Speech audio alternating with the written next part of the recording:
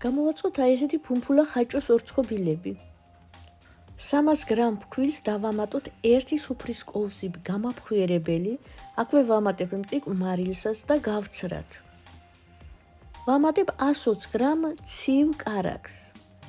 გავაფხვიეროთ, უნდა მივიღოთ ფხვიერი მასა, აი ასეთი ფხვიერი მასა უნდა მივიღოთ. ეს დროებით გვერდზე გადავდგათ, 1 კვერცხის გულს დავამატოთ 3 სუფრის კოვზი შაქარი.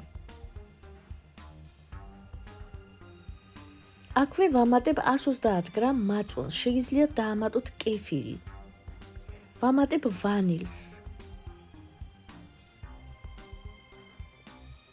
დავასხათ ეს ფქვილიან მასას და მოვზილოთ ცომი.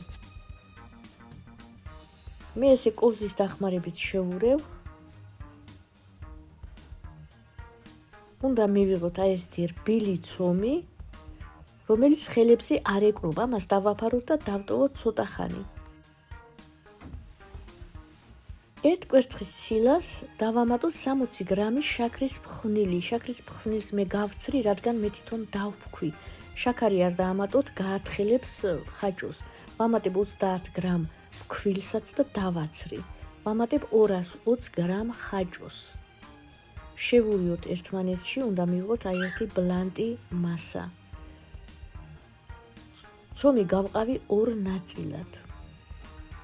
ჯერ გავათხელებ ერთ ნაწილს, ამოვჭრი 8 სანტიმეტრის რგოლებს. ხაჭო დავადოთ ესე შუაში, გვერდები გადაუკეცოთ და ჩავამაგროთ. ვაწყობ წინასწარ გახურებულ ღუმელში 200 გრადუსზე 15 წუთი.